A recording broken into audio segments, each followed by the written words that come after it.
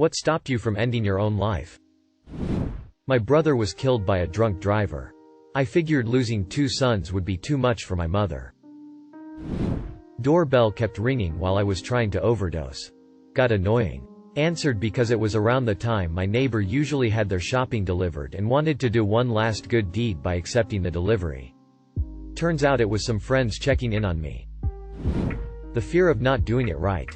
And existing in an even worse state that I am. I am the only person who regularly visits my mom who lives in a nursing home. Pure spite. My cat. I was about to jump out the window of my 23rd floor apartment when my cat put his paw on my leg and meowed at me. He looked so concerned. So I ended up sitting on the floor, hugging him while he purred his huge furry heart out. Living wasn't easy for many years after that, but that cat stayed by my side through everything. When he passed away at the age of 19, 17 years after he saved my life, a part of me left with him, but I am so grateful for what he did for me. Edit for cat tax. His name was Loki and he was the love of my life. My wife. She talked me into giving her the gun. I didn't want to live. But I didn't want to die either. Edit. This was a few years ago. I'm doing better these days. My kids. I don't want them to grow up feeling like they weren't enough for me to stay. The truth is, they are the main reason that I do. That if I did, my kids would be the ones to find me. And when I was crying and putting the bottle of pills back, my daughter, 5, came in my room, gave me a hug and said, "I love you, Mom," and then she ran off to play. I was going through a rough patch about 10 years ago. And living on my own. I started buying enormous dildos and hiding them in my belongings. Which meant that if I ever did anything hasty, my friends and family would find them. As a straight guy who was pretty insecure at the time, that thought alone was enough to keep me from doing anything. I would add a new one once or twice a week. And by the time I was 2 to 3 weeks in, I didn't even know where they all were hidden anymore. Which meant there was absolutely no way I could trust that I'd found them all before doing anything to myself. No matter how dark things got. That insecurity kept me from making a permanent decision. And bought me the time to convince myself to start therapy. Shortly before committing to it, I realized I hadn't exhausted all my options at the time. I'm glad I did. The EMTs, nurses, doctors, surgeons were all too damn good. So good that they kept me alive even after I shot myself in the head. Since then, I don't want to end my life anymore. I feel like I got all of my SUIC 1 deciliter tendencies out of my system on the first go around. I had a moment where I was very close to jumping off my balcony. I realized I could be dead or I could just do whatever I had always wanted to do, because it wouldn't matter if it all went to shit if the alternative was to be dead. Quit my job a couple days later and changed my career. Kickstarted the few years that changed my life forever. 7 years later, I'm sober, thriving, taking my meds every day, and have the best partner ever. I'm not going to pretend my mental health is always perfect, but I've come a long way. Edit. Typo. Not me. But I remember a Redditor was explaining that he was going to kill himself by getting ran over by a train. As he was waiting on the train tracks, he decided to beat it one more time. However, after releasing, he got the nut clarity and just walked off. Mom's still alive. My pets. Gonna sound incredibly dumb compared to the rest of these answers, but a video game. I was setting up a date. Packing up to make it easier for my parents when they come down to empty my place. Tying loose ends, etc. Then a game I had pre-ordered like a year ago came out. I said, "Hey, why not? Just a few more days." I had fallen in love with the previous titles. So I wanted to see the new one. Few days into playing the game, I answered an LFG post on Reddit. Met a friend and few more after that. Spent a lot of time playing the story and the multiplayer with my new friends. And eventually I forgot about my plans. Few months later, it dawned on me. I realized I didn't want to kill myself. And I didn't want to live that way. 6 years later. Still here. Still best friends with the op of the LFG post smiley face. Edit. Since some wonders it's Mass Effect Andromeda. I didn't say it because not many shares my love for this game and I didn't want unsolicited opinions LMAO. I don't want my family to think they failed me. God or crazy luck. Take your pick. I prayed and asked for a sign that I should kill myself. And when none came, I loaded my gun, pressed it to my head, and pulled the trigger. It did not fire. Turns out, I had bought faulty ammunition with a dud primer. I took it as the sign I was looking for and started working on my mental health and building my life for better days. My wife passed away in December after giving birth to our son. Him. My cat. The rope snapped. Sand hippies doing full moon yoga in the middle of nowhere desert. I left my dog with a close friend and walked out there for reasons. They saw me and invited me to join. Even had an extra yoga mat for me to use. It was a very bizarre life-saving moment of compassion and community. Don't report me. This was a long time ago and things are much better. Thanks Sand Hippie smiley face. Really bad breakup in October of 2017. The week before Thanksgiving I decided I was gonna end it after Thanksgiving dinner with my family when I returned to my house. The day before Thanksgiving I remember being at work and just being physically there. But no one was home in my head. I was dead set on this being the only way. Just before my first break at 5 p.m. my ex texted telling me I could have her dog. That she didn't want her anymore. The dog was only 6 months old. We had gotten her from a breeder when we were still together. That's what's given me the power to live again. In September of 2021 I was on my way to work when a semi-truck with no brake lights suddenly stopped on the highway. I slammed into him at 75 miles per hour. What you think or know about death is a lie. I actually died that day. Veteran and off-duty firefighter pulled me from my burning car and started CPR while his wife or GF was calling it in. I died again on my way to the hospital. The only thing that kept me going was my dog. The thought of her not understanding why I never came home is what scared me to wake up. Couldn't afford the 5 boxes of sleeping pills I was looking at 7 to 11. I figured if I stole them life would be harder if I was caught. And the clerk was watching me. Deciding to fight another day was worth it though. 6 years later I had a new job. A new city. And met the love of my life. Gun jamming in the dark. Honestly this shit is going by fast enough as it is. Edit. I've actually never struggled with thoughts like this. So I hope that everyone reading this now has a bit more inspiration to stick around and keep on trying. Knowing firsthand the pain and destruction you leave behind when you do. You're passing your pain on to everyone who loves you and you have no idea the extent that your actions have on others or how it truly traumatizes the people who love you the most and for the rest of their life. I have tried in the past, however now that I'm a widow because of completed suicide I'll never attempt it again because I don't want my family and friends to experience the trauma that I'm going through.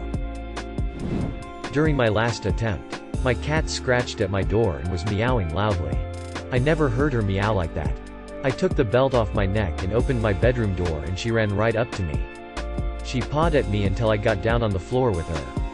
I just held her and we snuggled together on the floor right then and there for a long time. She was truly my soulmate through and through. Years later my close friend committed suicide the same way I attempted to and it all hit me like a bus.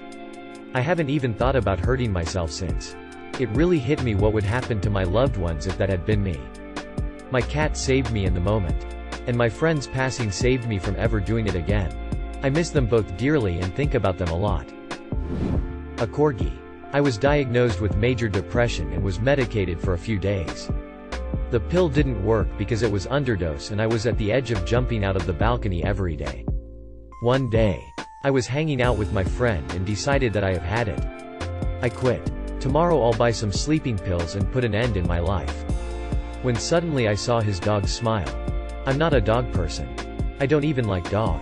But that dog? My life had been brightened by her smile. She was the cutest dog I've ever seen. She's fluffy. She's cute. She let me rub her belly and officially became an important figure in my life ever since. I was obsessed. I freaked out, positively, when I saw a corgi. I downloaded corgi pictures. I saved money to adopt a corgi.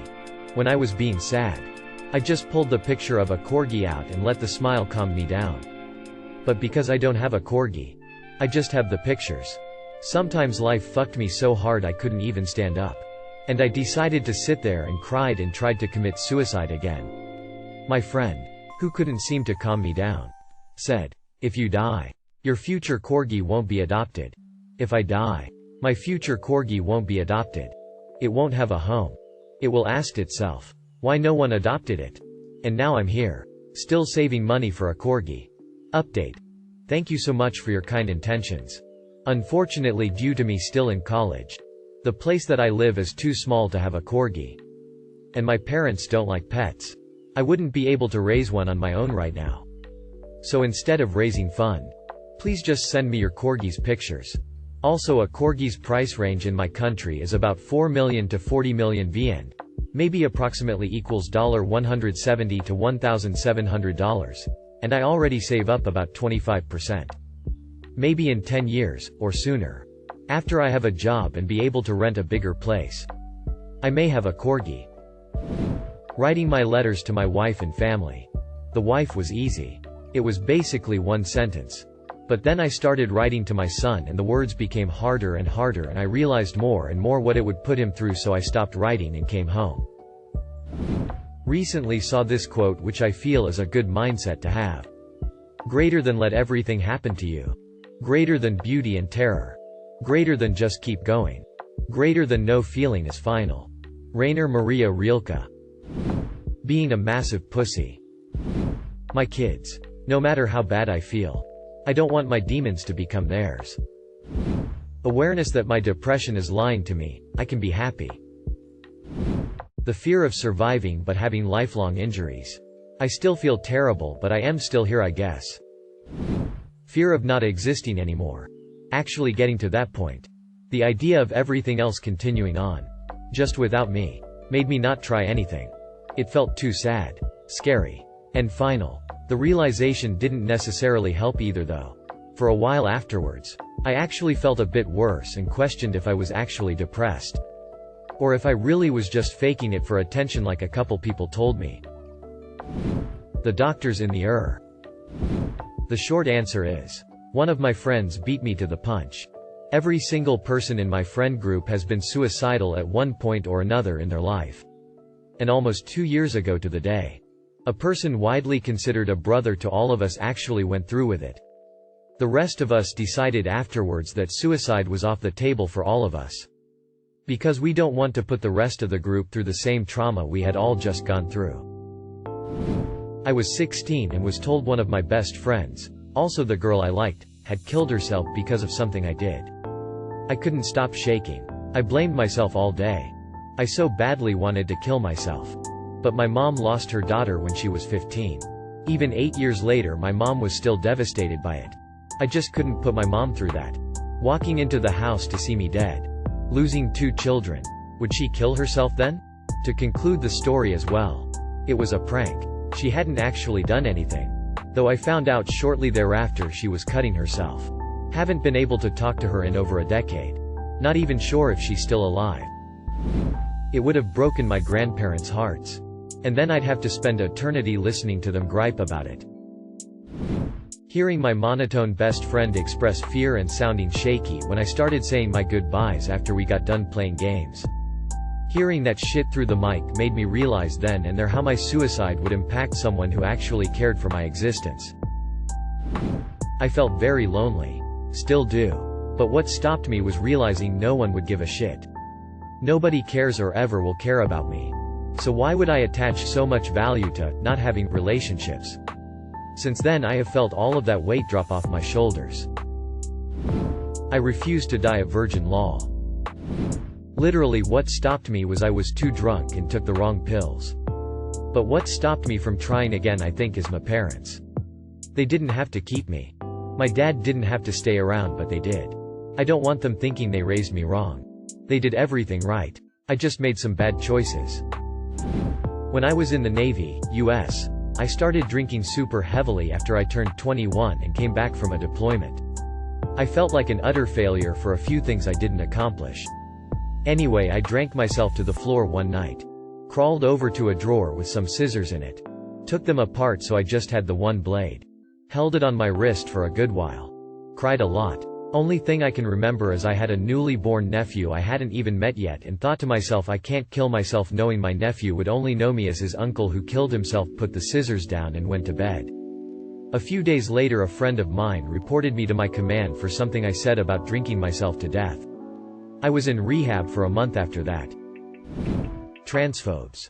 If I kill myself, then it helps the statistic transphobes always put out about trans suicide, and there is no way I am ever going to be a statistic used by transphobes to bully and intimidate other trans people.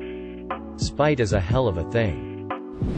My amazing partner. We used to be, and still are, best friends, and we tell each other everything. Especially with this kind of thing. We're always there for each other and bring each other's spirits up. I'm so lucky to have her in my life. IDK where I'd be without her. She is literally my light at the end of the tunnel.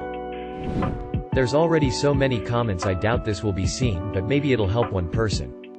My best friend in college had strong suicidal tendencies and had a few attempts. I had a plan but had never attempted. We were both in a rough spot around Easter one year. To get us out of it, she decided to throw a huge Easter dinner for all of our friends. In hindsight, I should have known. It went great and helped pull me out of my funk. She refused to let anyone help her clean up and sent us all on our way with lots of smiles and hugs.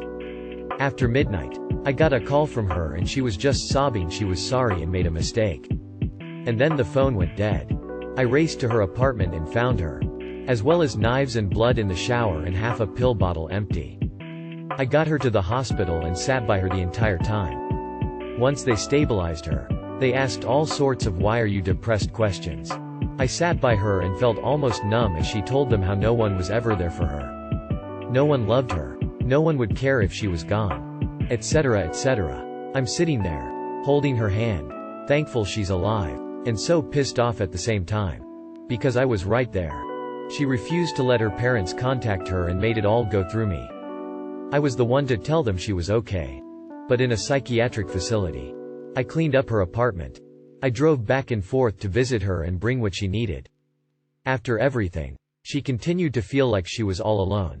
That's when I realized how easily your brain can lie to you.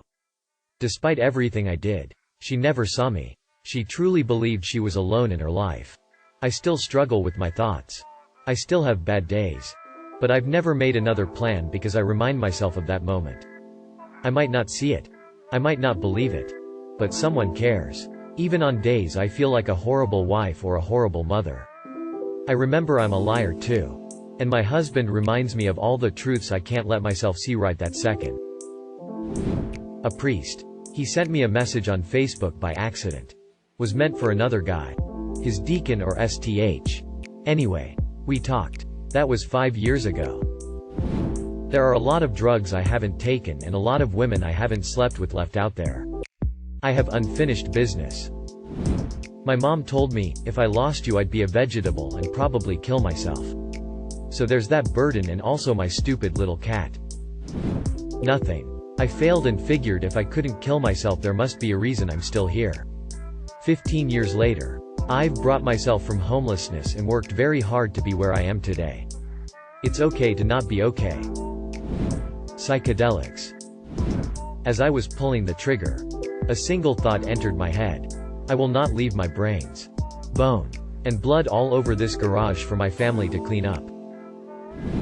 I never really felt the urge to actually do anything to myself.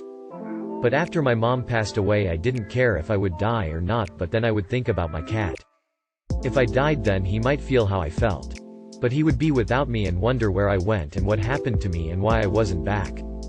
My cat has gone through the death of my dog and my mom with me, so he already has that trauma too from them disappearing and not coming back. So really, my cat saved my life in a sense, because what would he do without me? And who would take care of him? Now I have him and I have a puppy, so I have to keep living for them. I went to a lake saying I was going night fishing. But really I was at the end of my rope. I made it all the way to the pier when I saw a flashlight shining behind me. It was a park security guard just doing welfare checks and he wanted to make sure everything was okay. I showed him I was just fishing and had my fishing license. And then we ended up talking for a good 30 minutes while I actually fished. I honestly don't remember what all we talked about. But by the end of it I realized if a total stranger cared enough to just speak to me for that long on a random night, how would the people who I'm actually close to feel when they heard the news? I'm so thankful for that random stranger being in the right place at the right time. I started crying, and at some point crying for my mom. She lives a few hours away and IDK how to explain it. But she called me. It was 4 a.m. She had just woken up. Knocked up a one-night stand and decided I couldn't leave the kid without a father. When you've tried 7 times and failed each time. Maybe it's a sign that someone out there appreciates my existence. Watching the documentary, The Bridge, 2006. Of people who had jumped off a bridge and realized that every problem in their life was fixable. Except for the mistake of jumping off the bridge. BoJack Horseman also had a gut-wrenching poem about it. The fact is that 9/10 people that survive suicide attempts don't go on to die by suicide. Which suggests that it's not what they really want. And the ones who died probably would have wanted to live if they had been lucky to. ETA. Link. The worst thing is that I didn't actually have a reason to stop. I've been plagued by despair my whole life.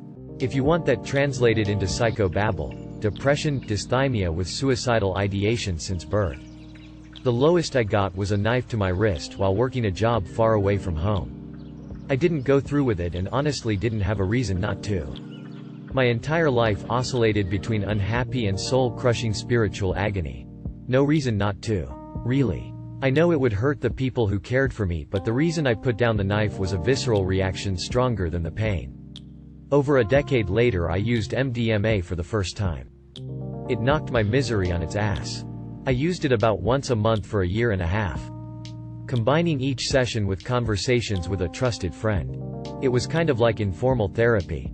I can't say it will cure your depression, but it dropped mine from a 10 to 1 or 2.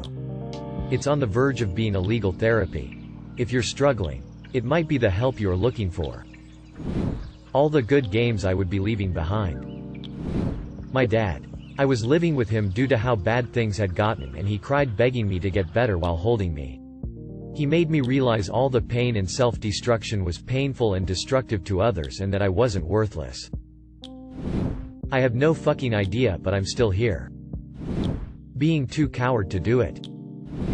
I didn't want my parents to deal with it. Thank you for watching. If you enjoyed this video, don't forget to drop a like. If you would like to see more content like this in the future, subscribe and turn on notifications to be notified about future videos. Now check out one of these interesting videos.